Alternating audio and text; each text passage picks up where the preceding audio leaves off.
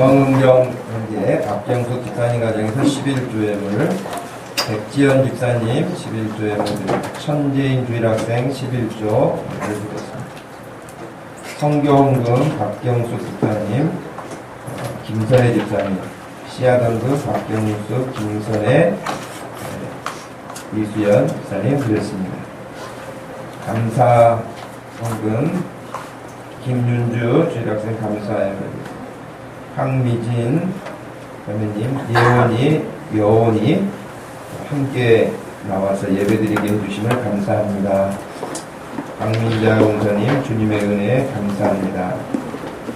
정수영 노년 남은 군생활 잘 마무리하게 도와주시고 항상 건강하게 지낼 수 있도록 하심에 감사합니다. 김목국 집사님 봉사에 감사합니다. 유수영 집사님 천안 집 문제 잘 해결되게 해주신 주님께 감사합니다. 할렐루야. 네. 백지현 집사님 성경원금 씨앗원금 드립니다. 안세진 생일 감사원금 드리겠습니다. 기도하겠습니다. 하나님 아버지 고맙고 감사합니다. 이 좋은 가을 2016년도를 우리가 이 땅에서 지내게 하시고 함께 지낼 수 있도록 하시고 함께 예배할 수 있도록 하시고 함께 천국의 소망을 품고 살게 해주시는 것을 감사합니다. 하나님 아버지 이 시간에도 귀한 마음들을 품고 주님 앞에 나왔사오니 우리 하나님께서 기억하시고 복의 복을 더하여 주옵소서. 특별히 생일을 맞이한 우리 박욱경 집사님에게도 지금까지 지켜주신 하나님 더욱 강건하게 붙들어 주시고 하나님이 기뻐하시는 일을 마음껏 펼쳐갈 수 있도록 영육간의 힘을 더하여 주시기를 원합니다.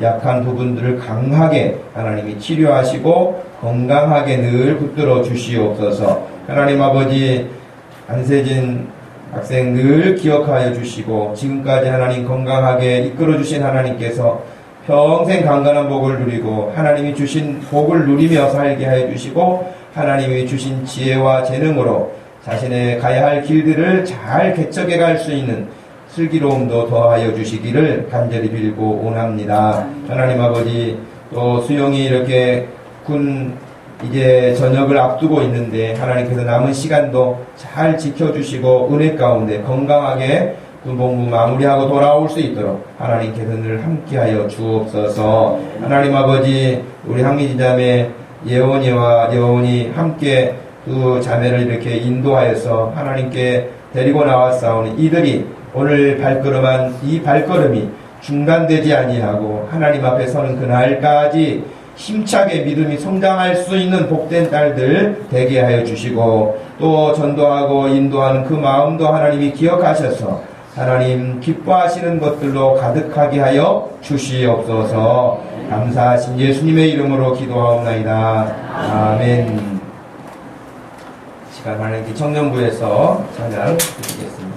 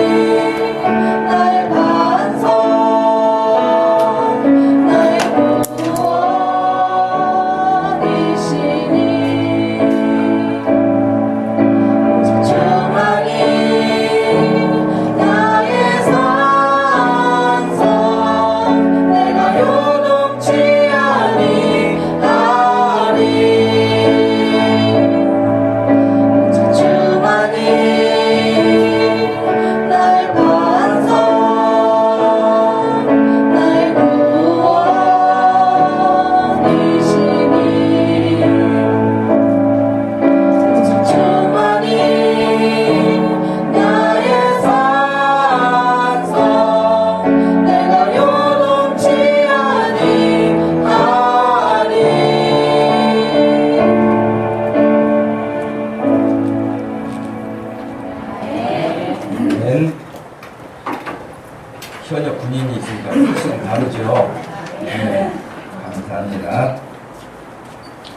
오늘 우리에게 주시는 하나님의 말씀은 마태복음 13장 44절 한 절 말씀입니다.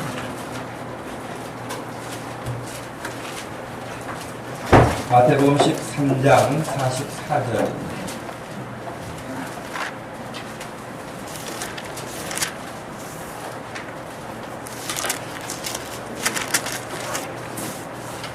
성경책을 다 가지고 다니시겠죠? 성경책을 펴셨으면은 44절 한 절 말씀인데요. 같이 말씀 읽겠습니다. 천국은 마치 밭에 감추인 보화와 같으니 사람이 이를 발견한 후 숨겨두고 기뻐하며 돌아가서 자기의 소유를 다 팔아 그 밭을 사느니라. 아멘. 오늘은 믿음의 종합검진 순서 14번째 시간인데요. 천국을 사모함에 대한 부분입니다. 그러니까 다시 말하면 내 믿음이 건강한 믿음을 가지고 있으면 천국에 대해서 늘 사모하는 마음이 있는 거예요. 근데 내가 믿음이 건강하다, 신앙생활을 잘한다 이러하면서도 천국에 대한 소망이 없다면 그건 아마 모르긴 해도 건강한 신앙생활은 아니라고 진단할 수 있어요. 아무리 이 땅에서 뭐 잘 살 수 있고 환경이 좋고 부자이고 부족함이 없고 그런다 할지라도 정말 예수를 만난 사람들의 그 마음속 깊은 곳에는 늘 주님의 품을, 주님의 나라를 사모함이 있기 때문에 그렇습니다. 오늘 본문에 바로 그 말씀을 잘 가르쳐주고 있는 내용이죠. 여러분, 천국으로 성경을 이렇게 검색을 하면 특별히 신약성경에 이제 중심이 되어 있는데요. 36번 정도 나와요. 천국이라고 하는 단어로 검색을 하면요. 근데 이 36번 정도가 나오는데 단 한 곳, 디모데 후서 4장 18절 말씀에 주께서 나를 모든 악한 일에서 건져내시고 또 그의 천국에 들어가도록 구원하시리니 그에게 영광이 세세 무궁토록 있을지어다 하는 이 말씀 한 곳 빼고는 나머지 다 마태복음에 나와요. 천국이라는 단어가. 놀랍죠? 그러면 다른 복음서에서는 천국이라는 말을 안 하느냐?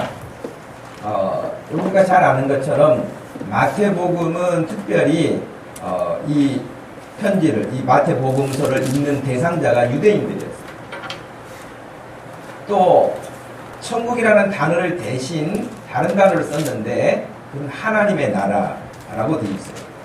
하나님의 나라로 되어 있는 그 부분은 누가복음에 많이 나와요.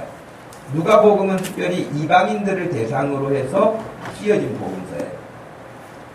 마태와 누가복음에 나온 게 아니라 마가나 요한복음, 그 다음에 사도행전, 서신서 할 것 없이 하나님의 나라라고 하는 표현으로는 여러 번 나옵니다. 약 한 170번 정도 나와요. 그러니까 하나님의 나라나 천국이나 영어 성경으로 검색하면 킹덤으로 검색을 하면은 이 하나님의 나라나 천국이 합쳐진 숫자로 나오죠. 분명한 것은 마태복음에만 해도 천국 혹은 하나님의 나라로 표현되는 것이 50번 이상이 반복되고 있는데요. 많이 나온다는 이야기는 뭐겠어요? 많이 나온다는 이야기는 그만큼 중요하다는 이야기일 테고 그만큼 강조하고 있다고 하는 의미도 되지 않겠습니까? 여러분들이 예를 들어서 정말 어디 여행을 갔다 왔다. 아주 정말 사람들이 쉽게 갈 수 없는 어느 정말 멋진 곳에 여행을 갔다 왔다. 그렇게 하면 아마 그 사람하고 아무리 짧아도 한 보름 정도는 그 이야기 들어야 될 거예요. 갔더니 정말 그렇더라. 또 이렇더라. 또 무슨 이야기 나올 때 또 그 이야기를 하게 된다고요. 좋은 것을 보았으면은 그것에 대해서 계속 말하게 되는 어떤 그런 마음들이 있잖아요. 왜? 본 게 있으니까. 본 것이 있으니까 말을 하게 되는 것처럼 지금 마태복음에서 천국 혹은 하나님의 나라에 대한 이야기들을 계속 50번 이상이 반복되어진다고 하는 것은 그만큼 하나님의 나라에 대한 천국에 대한 부분들을 예수님이 우리에게 강조하고 있다고 우리가 받아들이면 될 것입니다. 44절 우리가 읽은 말씀과 같이 천국은 마치 밭에 감춘 보화와 같다. 사람이 이것을 발견한다면 숨겨두고 기뻐하면서 돌아가고 자기의 소유를 다 팔아서 그 밭을 샀다. 좀 더 우리가 설명해야 될 필요성이 있습니다만은 이 말씀은 말 그대로 비유입니다. 우리가 이 짧은 한 절 말씀에서 기억해야 할 첫 번째 것은 뭐냐면 천국의 현존성입니다. 천국이 실존하고 있다는 것입니다. 사람들은 이제 이렇게 이야기를 하면은 여러 가지로 말을 해요. 저를 봅시다. 여러분, 천국에 대한 실존에 대한 이야기를 이야기하면요, 사람들이 그럼 그 어디 있습니까? 이렇게 물어봐요. 우주선을 타고 올라가고 우주인들이 또 계속해서 우주 정거장에서 촬영을 하고 다 봐도 보이지 않던데요? 그렇게 말을 하죠. 여러분, 우주 정거장이 어디예요?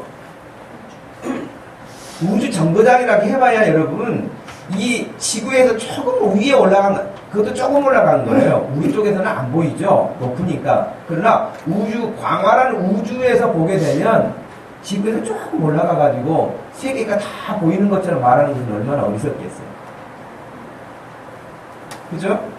한번 생각을 해보세요. 우주 정거장이라고 하는 위치가 우리 눈에는 안 보일 만큼 멀리 떨어져 있지만 우주의 큰 사이즈에서 본다면은 우주 정거장도 지구도 안 보이기는 마찬가지예요. 아주 미미한 거란 말이죠. 그런데 거기 올라가서 이게 지구라고 하면 여기 위에 올라가가지고 우주 정거장에서 겨우 보는 것이 지구하고 그 주변을 보는 건데 안 보인다. 천국이 안 보인다. 그렇게 말을 해요. 천국이 없다라고 내가 다 확인해 봤는데 천국이 없다. 그렇게 말하려고 한다면 그는 하나님이 지으신 이 세상, 이 우주를 다 수색해 봐야 될 거예요. 우주를 다 수색해 봐야 돼요. 누가 수색을 할 수 있겠어요? 언제?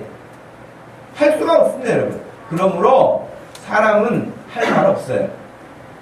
그럼 반대로 천국이 있다고 말할 수 있습니까? 있죠.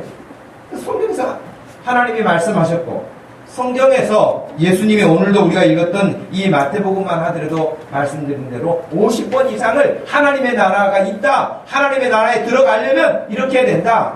하나님의 나라가 너희에 가까이 왔으니 회개하라. 이렇게 말씀하신 만큼 하나님의 나라, 그 천국은 우리에게 실존하고 있다고 하는 것을 말씀해 주시는 것입니다. 우리는 유일하게 천국이 있다 없다를 우주선을 타보거나 우주 정거장에 가보거나 혹은 또 다른 우주 기구를 만들어서 우주로 나가서 천국이 있느냐 없느냐를 확인하는 사람들이 아니고 천국이 있다 없다를 확인할 수 있는 유일한 길은 성경이에요. 성경에서 하나님이 있다고 하면 있는 거고요, 없다고 하면 없는 거예요.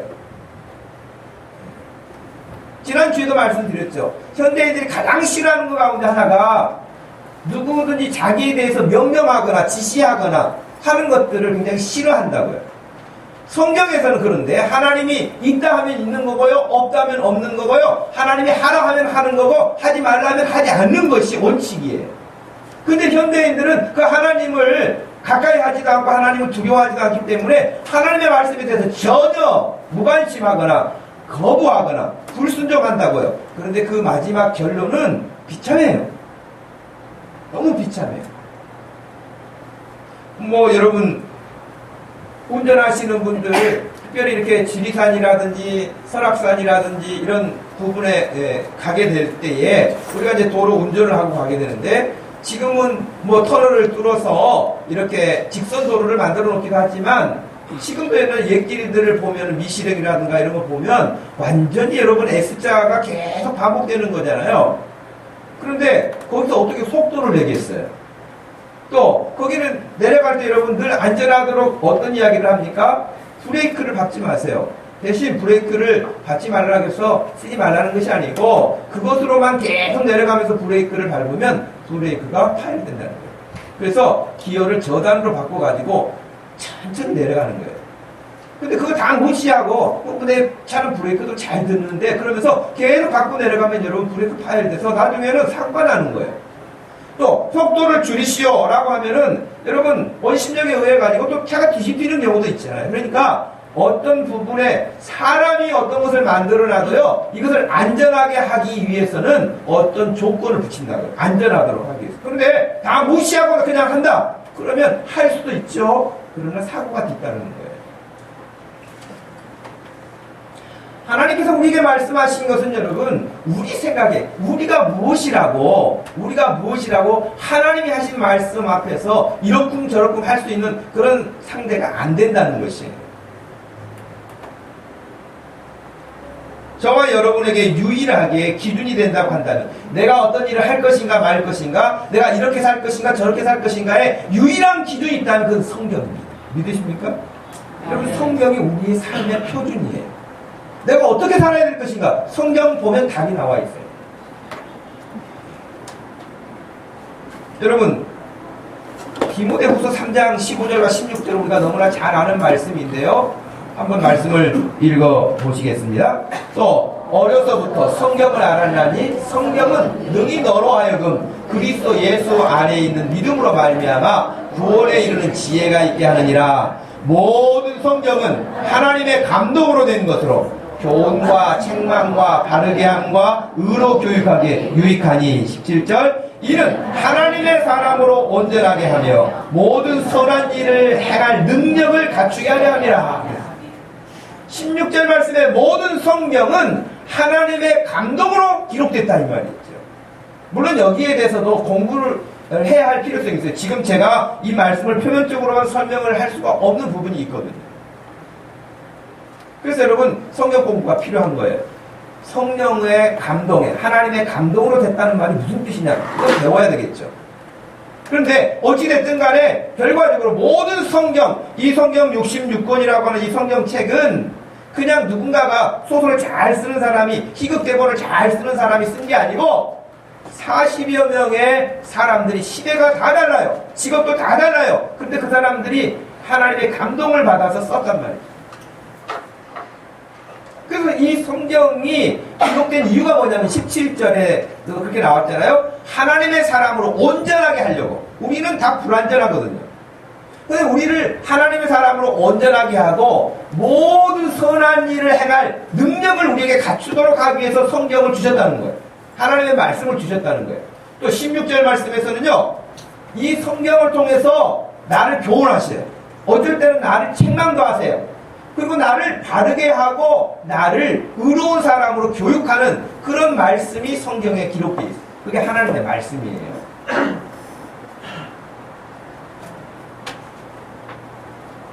여러분, 그러므로 늘 여러분들이 고민할 때마다 어떻게 해야 되지? 내가 어떻게 살아야 되지? 나는 앞으로 뭘 하고 살아야 되지? 이런 모든 것들을 고민할 때마다 여러분들이 기억할 것은 성경을 펼치시기를 바랍니다.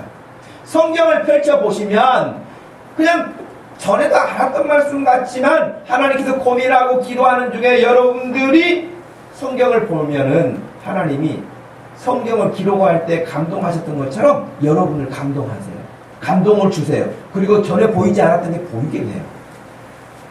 그래서 여러분, 하나님의 말씀을 가까이 해야 되는데 요한복음 21장 31절 말씀도 한번 읽어보세요. 오직 이거 성경을 기록함은 너희로 예수께서 하나님의 아들 그리스도이심을 믿게 하려 함이요 또 너희로 믿고 그 이름을 힘입어 생명을 얻게 하려 함이니라 그랬어요. 성경을 기록한 목적을 명확하게 밝혔단 말이죠. 예수님이 하나님의 아들이신 것을 너희에게 알려주어서 믿게 하려고. 왜 믿어? 믿어서 무슨 유익이 있나? 우리에게 생명을 얻게 하려고 그랬다. 영생을 얻게 하려고. 다른 말로 하면 멸망받지 않도록 하기 위하여서 그랬다고 하셨습니다. 이사야서 40장 8절 말씀에 풀은 마르고 꽃은 시든다 그랬어요. 1년 초들 화려하게 등극했다가 소멸되죠. 우리는 1년에 정말 다양한 꽃들을 보지 않습니까? 봄 시작되면은 여러분, 우리 가장 화려하게 다가오는 개나리부터 시작해서 아주 막 사방대는 노랗고 진달래, 연분홍으로 그렇게 피고 목련, 자목련 할 것 없이 꽃들이 막 만발한단 말이에요. 그거 보면 근데 지금 다 걔네들이 어디가 있습니까? 꽃은요 다 시들어버려요. 꽃은 다 시들고 풀 그렇게 기세등등하게 초록으로 영원할 것 같은 풀들 다 많아요. 그러나 우리 하나님의 말씀은 영원히 있다. 이 성경을 없애기 위해서 얼마나 역사 가운데서 무한 반복하면서 핍박을 하고 성경을 불태우고 막 그랬습니까? 그런데도 불구하고 영원히 설령 다 불태운다 할지라도 하나님의 말씀은 우리에게 견고하게 서 있을 것이라고 말씀하신 것입니다. 그래서 성경이 우리의 삶의 기준인 것입니다. 사람이 가장 사람답게 사는 게 무엇이냐? 사람의 생각에 따라 다를 수 있겠죠. 그러나 사람이 가장 사람답게 사는 것, 그것은 하나님을 섬기는 것이고요. 하나님을 섬기되 하나님이 성경에서 말씀하신 것을 따라서 하나님을 섬기는 것. 그것이 사람이 사람다운 거예요. 그럼 사람들이 이렇게 오해해요. 그럼 하나님만 섬기면 나는 무슨 재미를 합니까? 여러분, 하나님을 진짜 만나서 하나님을 섬기잖아요? 세상에 그동안 그렇게 재밌고 즐거웠던 것이 재미가 없어져요. 아직도 세상이 너무 재미난 부분이 남아있다면 예수님을 만나기는 했는데 완전히 예수님께로 마음을 돌아가지 않은 사람이에요. 마치 결혼과도 비슷해요, 여러분. 결혼하는 사람이 결혼하기 전에 여러 환경에서 사람들을 만나고 있다가 그 중에서 어떤 한 사람을 딱 만나서 남자를 만나고 여자를 만나서 결혼을 했어요. 결혼을 한 다음에는 다른 데로 마음을 빼앗기거나 다른 데로 눈이 돌아가서는 안 되지 않겠어요? 제가 전에 말씀드렸죠. 어떤 저희 그 시차례 목사님이 새로운 차를 하나 구입을 하셔서 그 차를 탔는데 하여튼 차가 좋더라고요. 그랬는데 그 이제 내비게이션 안내 방송이 이렇게 잘 나온 걸 지난번 탔을 때 들었거든요. 근데 또 다음번에 탔는데 그때는 앞에 이제 예를 들면은 보호턱이 있다든지 혹은 또 다른 장애물이 있다든지 그런데 갑자기 중후한 아저씨가 나와가지고 앞에 위험한 뭐가 있습니다. 이렇게 안내 방송을 하는데 전에는 여자가 하던데 중후한 남자 목소리가 나오는 거예요. 근데 그것도 계속 반복하니까 좀 짜증날 정도로 많이 거의 바리톤 목소리 나와요. 아니 목사님 왜 이렇게 바뀌어서 이렇게 사모님이 타가지고 바꿔놨대. 딴 여자 말 듣지 말고 물론 우스갯소리죠. 그래서 여러분 그런 이야기를 이제 웃으면서 했는데 결혼했는데도 자꾸 다른 여자가 예뻐 보이고 다른 남자가 멋있어 보이고 그러면 이건 문제가 되겠죠. 결혼식장 들어가면서 후회하는 사람도 있다고 그래요. 하객으로 들어간 가운데 예쁜 사람이 있고 정신 나간 거죠. 그죠? 근데 여러분 그 말은 지금 제가 극단적인 표현을 하는 건데 하나님을 믿는 사람이요. 아직도 하나님보다 더 재미난 게 뭐가 있으면 아직 하나님을 온전히 못 만난 거예요. 하나님을 만나기는 했지만 아직 버리지 못하는 부분이 있는 거예요. 그래서 하나님을 잘 섬기면요. 그 무엇과도 즐거움과도 맛있는 것과도 재미난 것과도 바꿀 수 없어요. 여러분 이 사실을 믿으시고 하나님에게 우리 하나님을 향하여 더 집중할 수 있기를 바랍니다. 너무 집중한 나머지 잠이 들어버리면 곤란하겠죠. 그럼 잠들 정도로는 집중하지 말고 여러분 집중하세요. 그리고 눈을 뜨세요. 눈 감는 사람은 거의 80 넘은 사람들이 눈 감는 거예요. 여기 우리 교회는 80 넘은 사람 없죠? 그러니까 눈을 뜨세요. 말씀은 귀로 듣는 것 같죠? 눈으로 듣는 거예요. 어찌됐든 여러분 사람이 사람답게 되는 것, 사람이 가장 멋있게 사는 것, 그것은 바로 하나님을 가장 잘 섬길 때 우리에게 주어지는 축복이라는 거예요. 저는 우리의 모든 성도들이 이런 축복을 누렸으면 좋겠어요. 하나님이 주신 이런 기쁨을 누렸으면 좋겠어요. 진짜 목사님이 그때 설교하면서 말씀하신 것처럼 이런 것을 말씀하셨는가 보구나 하는 것들을 그렇게 말할 수 있는 사람. 이런 이야기가 있어요, 여러분. 미국 서부 개척시대 때에 금광을 이렇게 발견하기 위해서 막 사람들이 몰려들었잖아요. 그 먼 길을 개척하고, 미니아. 개척시대에 그렇게 사람들이 몰려갔단 말이야. 미니를 찾으려고 한 게 아니라 금광을 찾으려고 그렇게 갔어요. 근데 그게 쉽게 발견 안 되잖아요. 그 사람들이 한 30여 명이 몰려갔는데요. 찾다 안 돼가지고 포기하고 돌아오는 길에 그 얕은 냇가를 건너는데 반짝반짝하는 거예요. 거기 은이 발견되고 금이 발견되는 거예요. 그래서 이 사람들이 이 사금을 발견하게 되면서 자기네들의 장비가 부족하니까 그 가까운 마을로 가가지고 그 사람들도 역시 서부로 금광을 발굴하려고 온 사람들이 있죠. 부자가 되려고 온 사람들이죠. 근데 그 사람들이 가가지고 빌렸대요. 아, 우리에게 좀 잠깐만 이것 좀 빌려주세요. 그래가지고 그 사람들이 뭐 우리가 금광을 발견했습니다. 뭐 이런 말 아무 말도 안 하고 조용히 자기들이 이제 그것을 다 채취하려고 빌렸는데 그 동네 사람들이 다 따라오더라는 거예요. 그러니까 자기네들이 발견한 데서 이제 그 사람들도 같이 그것을 채취하게 됐죠. 그래서 물어봤다는 거예요. 아, 우리가 금광을 발견했다는 말도 안 했는데 어떻게 따라왔습니까? 근데 당신들 얼굴을 보니까 다 써있더래. 금광을 발견해가지고 기뻐가지고 숨기기는 했는데 감출 수가 없는 거죠, 여러분. 마찬가지로 우리가 예수님을 믿고 예수님을 만나서 즐거우면 그것을 여러분 숨길 수가 없어요. 여러분 얼굴이 그렇게 환해지기를 바라요. 예수님 때문에 여러분 삶이 자신감 있고 당당할 수 있기를 축복합니다. 세상에는 여러분 나름대로 사람이 사람답게 사는 게 무엇이냐를 가르치기 위해서 애를 썼어요. 우리 동양권에서 지금 여러분 우리가 이 시대를 사는 거 얼마나 감사한지 몰라요. 물론 외국어를 배우는 영어 때문에도 고생도 하고 여러 가지 어려움도 있지만 옛날에 살았으면 여러분 다 한문 배웠어야 돼요. 한문 배웠어야 됩니다. 어렵잖아요, 한문 배우는 것도. 여러분 사서삼경 여러분 들어보셨잖아요. 이 사서삼경 다 배워야 했거든요. 사람답게 살리는 거. 기본적으로 유교의 기본적인 경전이 있잖아요. 사서삼경.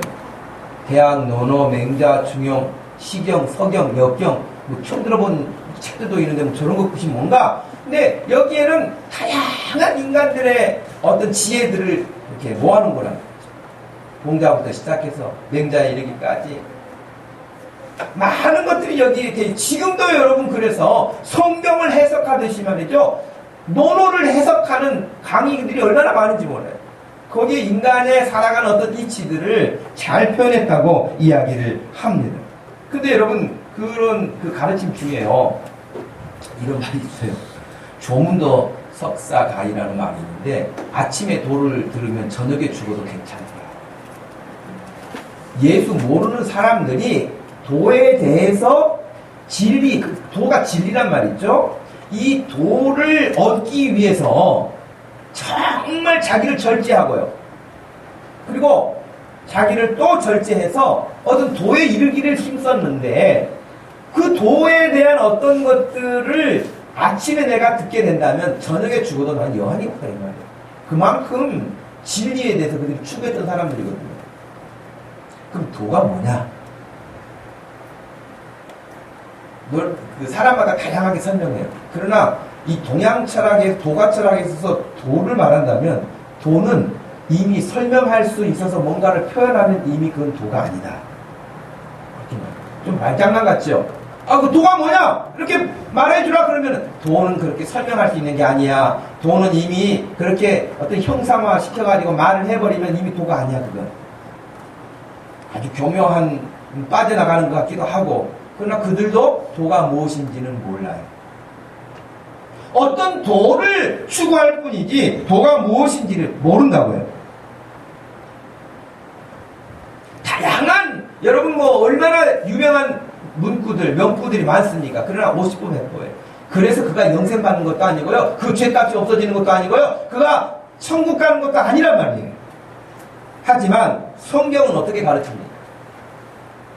요한복음 14장 6절 말씀 먼저 한번 읽어보십시다. 예수께서 이르시되 내가 곧 길이요 진리요 생명이니 나로 말미암지 않고는 아버지께는 올 자가 없느니라. 여러분 예수님은 14장 요한복음 14장 6절 말씀에 내가 곧 길이요 내가 곧 진리요 내가 곧 생명이니 그렇게 말씀하신 거거든요. 동양에는 사서삼경뿐만 아니라 다양한 책들을 계속해서 만들어내면서 도가 무엇이냐라고 공부하고 탐구하고 있었지만 결론이 나지 못했죠.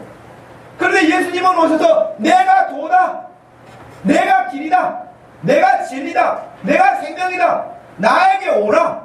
할렐루야. 여러분, 이렇게 확실하고 당당한 복음이 어디 있습니까? 요한복음 1장 1절에 중국어 성경에 보면요, 태초에 도가 있었다 그렇게 돼 있잖아요. 그 수천 년 동안 사람들이 도가 무엇인가에 대해서 그렇게 자기를 절제하면서 뭔가를 찾아내기를 했었지만 결국에는 바람을 잡으려는 것과 같이 아무것도 잡지 못했어요. 찾지 못했어요. 얻지 못했어요. 그러나 성경은 너무나 당당하게 내가 도라고 예수님이 분명하게 말씀하셨고, 나를 따라오라. 나를 따라오는 자는 아버지께로 갈 수가 있다. 아버지께로 갈 수 있다는 것은 천국에 갈 수 있다 그 말입니다. 여러분, 공자도 맹자도 찾지 못한 그 도를 지금 계속해서 찾는다면 여러분, 일단은 그네들이 연구했던 것을 읽어봐야 되지 않겠어요? 왜? 이미 연구가 어느 정도 끝난 부분인데 내가 처음부터 다시 연구할 필요가 뭐가 있겠어요? 인생 짧고 다 할 수도 없는데. 그러니까 최소한 여러분들이 동양에서 그들이 말했던 도를 찾으려면 어떻게 됐어요? 공자나 맹자가 한 책들은 일단 다 읽어봐야 돼. 이 사람들이 뭐라고 말했나? 이 사람들이 그냥 쓴 말 아니잖아요. 오래도록 연구해갖고 한 말이 있잖아요. 그러니까 그것을 기본으로 깔고 여러분들이 더 연구를 해야 되니까 이거 읽어야 되는데, 여러분 죽을 때까지 읽을까? 내가 봤을 때는 못 읽을 것 같아. 여러분이 한자를 배워가지고 그 뜻풀이를 그냥 음력을 한다 할지라도 그 시대상이라든가 그 연구해가지고 언제 여러분들이 공자같이 된 책을 다 읽겠어요? 맹자같이 된 책을 언제 다 읽겠어요? 그리고 그들의 책을 읽어도 결론을 못 얻는데 여러분이 언제 더 연구하겠어요? 애초에 덮고 공자책 덮어도 괜찮아요. 그 책은 덮고 성경을 여시기를 바랍니다. 그 책 덮고 성경을 열면 여러분들이 공자도 맹자도 보지 못했던 길이 성경에는 너무나 선명하게 우리 앞에 다가와 있다는 사실을 믿으시기를 바랍니다. 성경에 도가 있다고 말해요. 전도서 1장 말씀에서도 보면은 14절 말씀에 내가 해 아래서 행하는 모든 일을 보았노라. 보라, 모두 다 헛되어 바람을 잡으려는 것이로다 그랬어요. 이 솔로몬이 이 지구상에서 정말 지혜로운 사람이었는데 그 사람이 이렇게 가만히 사람들이 하는 것을 이렇게 보고 있으니까 다 하는 것들이 바람을 잡으려는 것과 같다는 거예요. 여러분, 누가 바람을 잡을 수가 있습니까? 그러니 공자, 맹자 할 것 없이 모든 이 동양의 철학자들, 서양의 철학자들 할 것들, 그들이 뭔가 진리를 향해서 간다고 하지만 다 아무 결론도 없는 바람을 잡으려는 것과 같은 일을 하고 있다. 17절 말씀에서도 내가 다시 지혜를 알고자 하여 미친 것들과 미련한 것들을 알고자 하여 마음을 썼으나 이것도 바람을 잡으려는 것인 줄을 깨달았도다. 그리고 여러분, 제가 그렇게 말씀드린 적 있죠. 전도서는 1장을 읽어도 항상 12장을 읽고 끝내야 돼요. 전도서는 2장을 읽어도 또 마지막 12장을 읽어야 돼요. 1장, 2장, 3장 따로따로 거기까지만 읽으면요, 굉장히 회의론자가 되기 쉬워요. 왜? 1장부터 헛되니 모든 것이 헛되다고 시작하는데 여러분 얼마나 허무합니까? 그런데 전도서에 그렇게 허무하다고 시작했던 1장 말씀이 12장에 가서는 이렇게 결론을 내립니다. 흙은 여전히 땅으로 돌아가고 영은 그것을 주신 하나님께로 돌아가기 전에 기억하라. 전도자가 이르되 헛되고 헛되도다. 모든 것이 헛되도다. 이래 결국을 다 들었으니 하나님을 경외하고 그의 명령들을 지킬지어다. 이것이 모든 사람의 본분이니라. 하나님은 모든 행위와 모든 은밀한 일을 선악간에 심판하시리라. 아멘. 여러분, 결론을 냈어요. 헛되고 헛된 사람들의 일들을 보았지만 마지막 결론은 무엇이냐? 그것은 하나님을 경외하고 하나님이 명령하시는 것들을 지키는 것이 사람의 본분이라고 가르치고 있습니다. 그러므로 실존하고 있는 그 하나님의 나라 천국에 대해서 여러분들이 연구하겠다고 다른 데로 나갈 것이 아니라 하나님이 이미 말씀해 주신 성경을 통하여서 그 사실을 믿으시기를 축복합니다. 두 번째는 천국은 실제하고 있으며 그것을 어떻게 말씀하시냐면 마치 밭에 감추인 보화와 같다고 오늘 말씀하신 거예요. 천국은 실제해요. 근데 천국이 실제하는데 천국이 그냥 뭐 돌멩이처럼 아무데나 이렇게 돼 있는 게 아니라 마치 밭에 감추어진 보화와 같다. 그렇게 돼 있어요. 이 말씀을 조금 우리가 설명할 필요가 있는데요.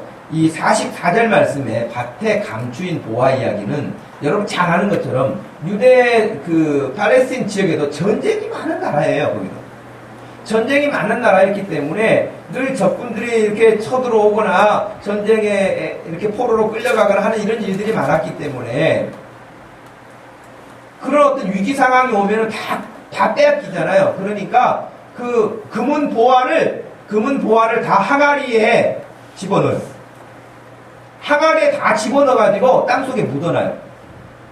그리고 나중에 다시 돌아오게 되면 그걸 캐는 거죠. 근데 이제 못 돌아오게 되면 그건 끝난 거예요.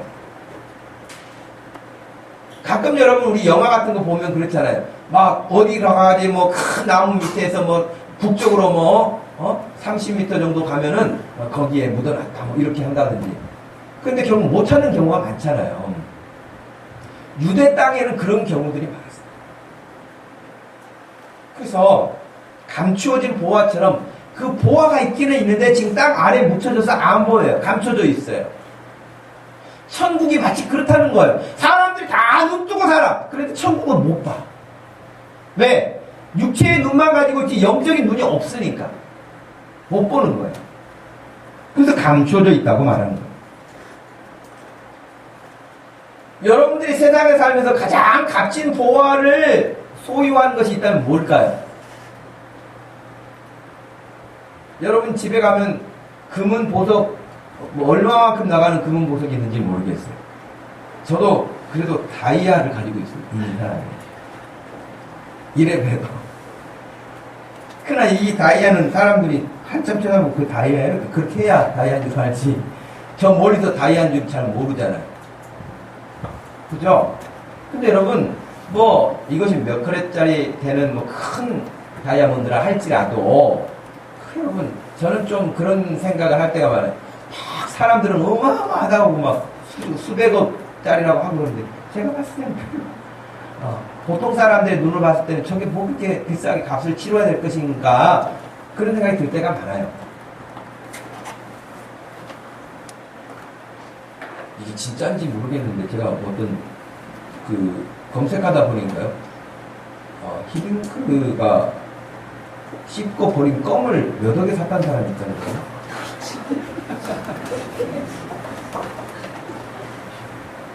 나는 그래서 내가 이게 진짠가? 근데 그게 그냥 뭐 헛소리 하는데 쓰이는 것이 아니에요.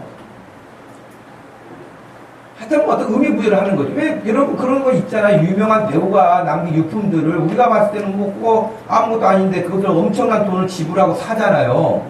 그런 거죠. 우리가 히딩크를 몰라보는 것인지 모르죠. 우리는 웃죠. 근데 그 돈을 주고 산 사람은 웃고 있네. 이런 거 하겠죠. 보는 눈이 다르다니까요.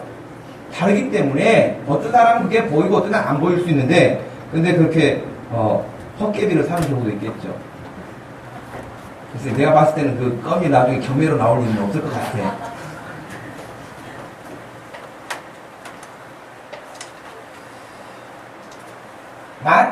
마치 밭에 감추어진 보화와 같다는 사람들이 잘 모르는데요. 발견하는 사람이 있다는 거예요. 문제는. 영혼이 묻혀있는 게 아니고 발견하는 사람이 있다는 것입니다. 근데 저는 이 말씀 준비하면서 천국에 대한 이야기에 가장 여러분 이야기가 많이 쓰여있는 성경이 어디입니까? 천국에 대해서. 물론 지금 마태복음이기도 하죠. 비유로 많이 천국에 대한 이야기가 나와요. 그러나 천국의 실제에 대한 이야기를 더 리얼하게 한 부분은 요한계시록이거든요. 근데 의외로 요한계시록에서는 천국이라는 단어가 덜 나와요. 왜 그럴까? 그런 생각을 해봤어요. 그랬더니 여러분 천국 실제 자체인데 거기에 대해서 뭔 설명이 더 필요하겠어요? 예를 들면 다이아몬드를 보기 전에는 다이아몬드는 뭐 이렇게 각이 몇 각으로 되어 있고 빛이 나고 색깔이 어떤 거고 뭐 무게가 어느 정도 나가고 막 이렇게 설명을 막 해야 되잖아요. 근데 다이아몬드다 이게 딱 가지고 보여주면은 딱 설명할 게 뭐가 있어요? 이게 다이아몬드야 하면 끝이죠. 요한계시록이 그런 것 같아요. 천국이. 근데 여러분 그 천국에 대해서 요한계시록 21장에 이렇게 말씀하세요. 내가 들으니 보좌에서 큰 음성이 나서 이르되 보라 하나님의 장막이 사람들과 함께 있음에 하나님이 그들과 함께 계실 것이다. 다시는 거기에 눈물이 없다. 그 눈에서 닦아주시리니 다시는 사망이 없고 애통하는 것이나 곡하는 것이나 아픈 것이 다시는 그곳에는 없다. 천국에는. 할렐루야. 천국에는 여러분 눈물도 없어요. 곡하고 애통하는 거 없어요. 쓰라리고 스트레스 받는 거 없어요. 분명히 하나님이 없다고 말씀하셨어요. 그리고 사도 요한을 성령께서 큰 정말 높은 산으로 데리고 올라가셨어요. 그래서 21장 10절에 보니까 크고 높은 산으로 올라가 하나님께로부터 하늘에서 내려오는 거룩한 성 예루살렘을 보이니 하나님의 영광이 있어 그 성의 빛이 지극히 귀한 보석 같고 백옥과 수정같이 맑더라. 크고 높은 성곽이 있고 12문이 있는데 12문에는 천사가 있고 그 문들 위에 이름을 썼으니 이스라엘의 자손 12지파의 이름이라. 21절은 이렇게 설명해요. 12문은 12진준이 각 문마다 한 개의 준주로 되어 있고 성의 길은 맑은 유리 같은 정금이더라. 여러분 길이 나 있는데 우리는 지금 도로가 다 아스팔트잖아요. 아스팔트. 근데 천국에 가니 금으로 정금으로 깔려 있다는 길이. 에이 그 아무리 그런다고 해서 천국을 아무리 금이 흔하다고 금으로 깔아놓겠어요. 그건 사람 생각이죠. 여러분 이 지금 우주에 떠 있는 별들 가운데는 별 자체가 다 금광석인 것들이 많은데. 여러분 지금 과학자들이 그런 이야기 하잖아요. 지금 또 이렇게 지구 주변을 돌고 있는 그 돌들 중에는 여러분 백금, 지구상에서 잘 구할 수 없는 어려운 어떤 그런 금강석들이 많다는. 그래서 그것을 지금 우주선을 보내가지고 그것을 가지고 오는 작업을 시도하고 있어요. 어마어마한 것이죠. 근데 여러분 이 우주에는 뭐 셀 수도 없을 만큼의 별도 많고 그런데 하나님이 뭐 금으로 못 갈겠어요, 여러분. 물론 이게 시적인 표현이에요. 시적인 표현이지만 금 아니라 그 이상을 가지고도 여러분 길도 내고 집도 내고 다 할 수 있는 거예요. 여러분 뭐 이게 손에 낀 거 없다고 애통이 하지 마세요. 나중에는 밟고 다니는 날이 올 것입니다. 믿는 사람들에게 복이 있었잖아요. 그럴 거예요, 여러분.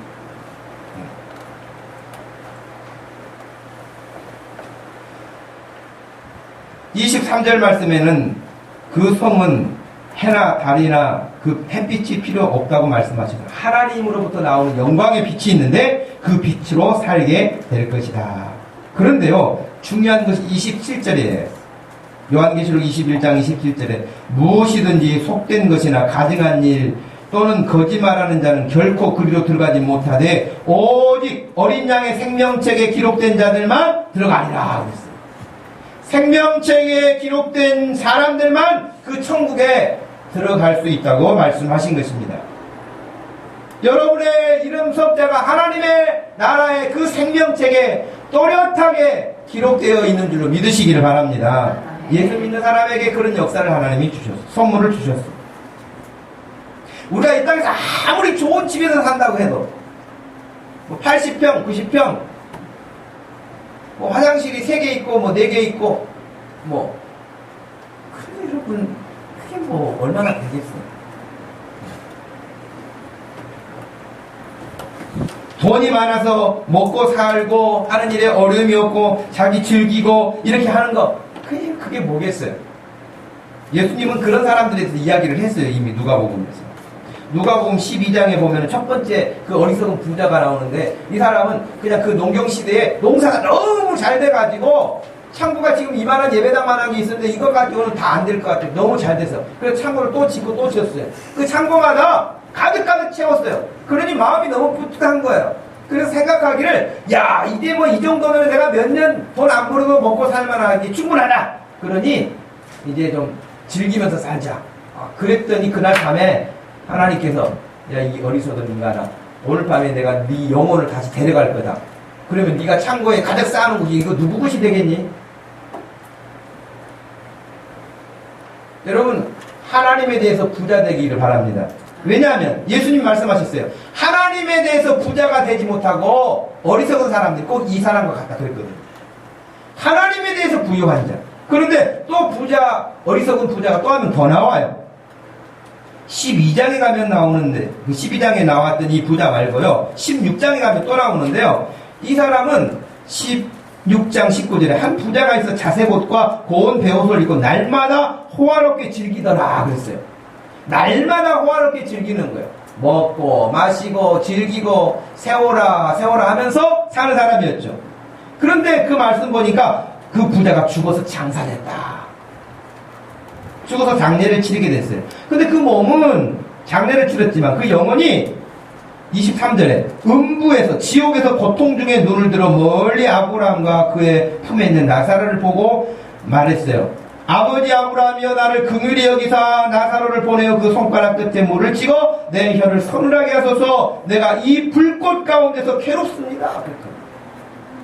그 지옥에 간 거예요. 지옥 가기 전까지는 어떻게 살았어요? 먹자 마시자, 유행하는 옷이 뭐냐 그러면서 유명 브랜드 구입해서 늘 입고 그렇게 살았단 말이죠, 이 부자.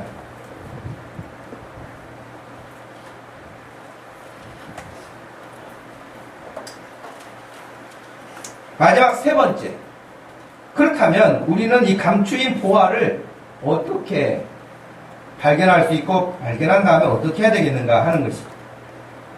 천국은 마치 밭에 감추인 보화와 같으니 사람이 이를 발견한 후 숨겨두고 기뻐하며 돌아가서 자기 소유를 다 팔아 그 밭을 사버렸다.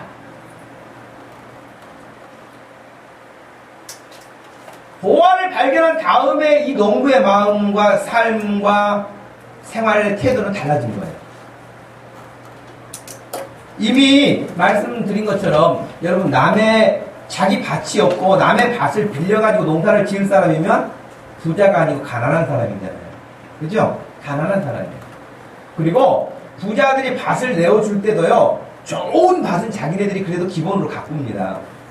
그리고 별로 쓸모없는 땅, 돌도 많고 농사도 잘 안 되고 이런 땅을 내줘요. 그러니까 이 가난한 농부는 별로 그렇게 옥토가 아니에요. 그런 땅을 일부어서 농사를 짓는 가난한 사람이죠. 근데 열심히 땅을 파다 보니까 뭐 땡그랑하고 소리가 나는데 항아리 깨지는 소리가 나는 거. 봤더니 와, 거기 뭐 금, 은 할 것 없이 막 보석이 가득 차 있는 거예요. 보석이 가득 차 있다 그래도 눈을 감고 조는 사람이 있는데 눈이 번쩍 떠야 될 텐데, 여러분 그랬다는 거예요. 그러니까 이 사람이 다시 얼른 묻었어요. 왜냐면 그 당시 랍비들이 판결하기에는 그 밭에 나온 어떤 것은 그 주인의 것이다, 그런 판결이 있었다는 거예요. 여러분 그런 이야기 있잖아요. 감나무가 담을 넘어가지고 우리 마당 쪽으로 가는데 이게 우리 감이냐 그 감나무 주인의 감이냐 누구 거예요? 공해상을 인정하면, 여러분 공해상을 인정하면 우리 땅으로 들어온 거잖아요. 항공기도 여러분 그렇잖아요. 바다도 그렇고. 그럼 우리 땅으로 넘어온 것은 우리 것이 될 수 있죠. 그죠? 닭이 먼저냐 아닌 먼저냐 비슷한 거예요. 근데 어찌됐든 간에 그 밭에 묻혀진 그 보화는 일단은 그 밭 주인 것은 아니에요. 왜? 밭 주인이 거기다 자기가 묻어놨다면 그 밭을 그렇게 쉽게 내주겠어요? 다른 것은 다 내줘도 그 밭은 절대 안 내주겠죠. 그 논리더라도. 그러니까 그 사람 것이 아닌 것이 틀림없어요. 그래서 그것은 사서 나의 것으로 가져도 아무 문제가 없는, 윤리적으로 문제가 되지 않는 거예요. 근데 이 농부가 그걸 발견한 다음에 그것을 숨겨놓고 자기가 가서 자기 재산을 다 정리해가지고 그거 봐서 샀다는 거예요. 가난한 사람이 정리한들 돈이 얼마나 나오겠어요. 가난한 사람이 뭐 여러분 노래 가운데 집 팔고 뭐 냉장고 팔고 뭐 그런다는데 냉장고 팔아서 중고값 해봐야 얼마나 나오겠어요. 여러분 그 돈 가지고 샀단 말이죠. 그러니까 그 값도 그렇게 많이 나가지는 않았을 거예요. 가난한 사람 뭐 재산 정리해서 살 정도니까. 그러니까 발견한 다음에는 그것을 그렇게 자기 것을 만들기 위해서, 자기 소유를 만들기 위해서 자기가 지금 가지고 있는 것을 처분하는 거예요. 여러분, 천국을 보게 된 사람은요, 지금 세상에 살면서 이 농부처럼 정리하고 버려야 될 것이 있어요. 왜? 천국의 그 귀한 것을 얻기 위해서, 내 것을 만들기 위해서 버리는 거예요. 이것은 나이가 어릴수록 좋은 거예요. 어릴 때 하나님을 만나는 사람일수록 유리해요. 여러분, 우리 청소년들, 우리 주일학생들, 예수님을 정말 만날 수 있고 발견할 수 있어서 여러분의 인생이 다른 사람하고 비교할 수 없는 놀라운 삶으로 축복되기를 소원합니다. 아멘.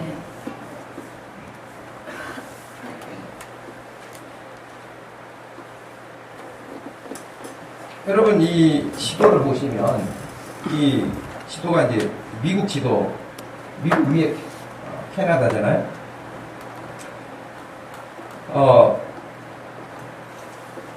크림 전쟁이라고 여러분 1853년도에 있었던 전쟁인데요.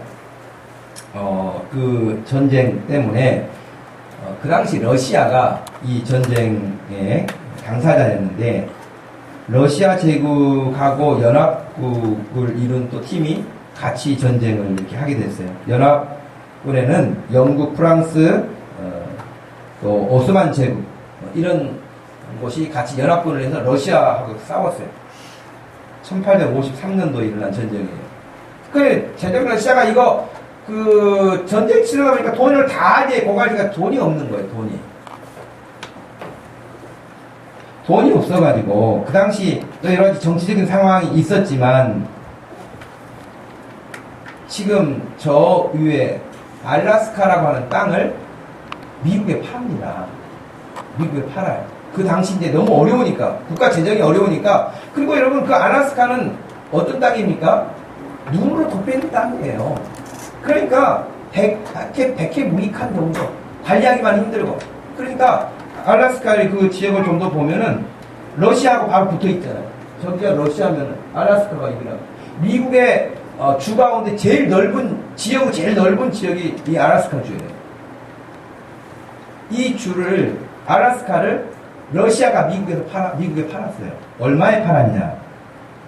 그 당시에 720만 달러. 720만 달러라니까 별로 우리가 느낌이 안 오는데, 30만 평을 5달러가 안 되는 값을 판 거예요. 계산이 좀 되시나요? 알라스카 땅을 720만 달러에 팔았는데, 그것을 오늘날로 계산하면 30만 평을 5달러면 여러분 1달러가 되면 1,100원대니까 5,500원 정도에 판 거예요. 30만 평을. 그럼 30만 평이 어느 정도 면적이냐? 연세대학 캠퍼스가 30만 평 면적이에요. 그래서 5,500원에 샀다니까요. 헐. 그런데 이때 알라스카를 사들일 때 누가 그걸 계약자로 했냐면 윌리엄 슈워드라고 하는 사람이 이 일을 주선해가지고 샀는데, 이 슈워드가 얼마나 욕을 먹었는지 몰라요. 그런 땅을 뭐하러 사느냐고 정말 지탄을 많이 받았어요. 바보짓을 했다. 그러면서 슈워드의 여러분 그 별명이 뭐였냐면 슈워드 냉장고였어요. 그 얼어있는 땅을 샀다 그래가지고 슈워드 냉장고라고 놀림까지 했다는 거죠. 그런데 1890년대 사이에 금이 발견되기 시작했는데요. 금이 발견되기 시작해서 그 당시에 발견된 것만 해도 720만을 주고 샀는데 4천만 달러어치가 그 당시에만 해도 그것만 해도 금강만 해도 발견된 거예요. 땅값은 놔두고. 지금은 여러분 어떻게 됐을까요? 비교할 말을 할 수 없을 정도 아닙니까? 근데 그때 그것을 샀다고 시워드 냉장고라고 욕하고 놀렸다니까. 바보짓을 했다고. 근데 그 지하 자원이 어마어마하고 지금 미국이 그 산유국 중에서도 굉장히 강력한 산유국 아닙니까? 근데 이 알래스카에 묻혀있는 석유가 어마어마한 매장량을 가지고 있어요. 지금까지 산 것도 엄청난데, 그러니까 보지 못한 사람은 저 얼음 땅 무슨 필요가 있느냐 그래가지고 720만 달러에 팔아버렸는데 거기에는 어마어마합니다. 여러분 지금 예수 믿는 거 사람들 눈에는 시원찮게 보이고 할 일 없는 것처럼 보이고 이 좋은 시간에 밖에 나들이 가고 즐기고 그래야지 뭐 교회 가가지고 예배드린다고 있느냐, 아무것도 모르는 사람들이 하는 이야기예요. 천국을 믿는 사람들은 그렇게 살지 않습니다. 이 농부가 그 보화를 발견하고 자기의 모든 것들을 정리해서 그것을 사서 자기 것을 만드는 것처럼 천국이 있다는 사실을 오늘도 말씀을 듣고 천국이 있구나 그렇다고 한다면 그 천국을 나의 것으로 만들기 위해서 내가 어떻게 해야 될 것인가를 이 농부처럼 지혜롭게 할 수 있기를 축복합니다. 여러분 그래서 여러분 다 천국에서 우리가 하나님을 기쁘시게 하며 살아야 되지 않겠습니까? 한 사람도 천국에서 빠져나간 사람 연애자가 없이 우리 목동주신교회 모든 성도들이 천국에서도 우리 하나님을 기쁘시게 할 수 있는, 그리고 이 땅에서도 정말 지혜롭게 살아서 어리석은 그런 세상에, 사실은 그 가난한 농부가 팔아봐야 뭐 대단한 게 얼마나 있었겠어요. 재산이 우리가 다 가지고 이 세상에서 즐겁게 살고 대단한 거 없어요. 여러분 그거 다 정리하세요. 게임, 오락, 뭐 스포츠, 또 다른 어떤 돈, 여러분 그런 많이 있지만 그것이 하나님의 나라 천국과 값어치를 비교한다면 비교가 되겠어요. 그거 과감하게 정리하시고 하나님 붙드시기를 바랍니다. 말씀을 붙드시기를 바랍니다. 천국을 소망할 수 있기를 주님의 이름으로 축원합니다. 하나님 아버지 고맙고 감사합니다. 천국을 우리가 어떻게 바라보느냐, 내가 얼마만큼 준비하느냐에 따라서 내 믿음도 볼 수 있습니다. 마치 천국이 없는 사람처럼 이 땅에서 먹고 마시고 즐기고 세상 것만 추구하다가 멸망의 길로 끝나는 사람들이 얼마나 많습니까? 주여 우리에게 오늘도 말씀을 들려주셨사오니 눈을 활짝 열어서 성경을 보게 하시고 성경에 약속한 하나님의 나라 천국을 마음에 품고 사모하며 살게 하여 주시옵소서. 우리를 방해하는 여러 가지 거짓된 것들을 물리치게 해주시고 이 지혜로운 농부처럼 그 하나님의 나라를 얻을 수 있는 축복을 주시옵소서. 감사하신 예수님의 이름으로 기도하옵나이다. 아멘. 다 같이 자리에서 일어나셔서 246대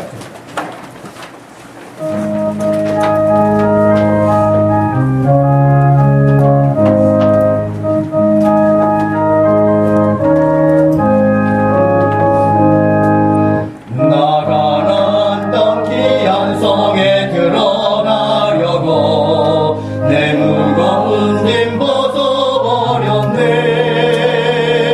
죄 중에 다시 방황할 일 전 없으니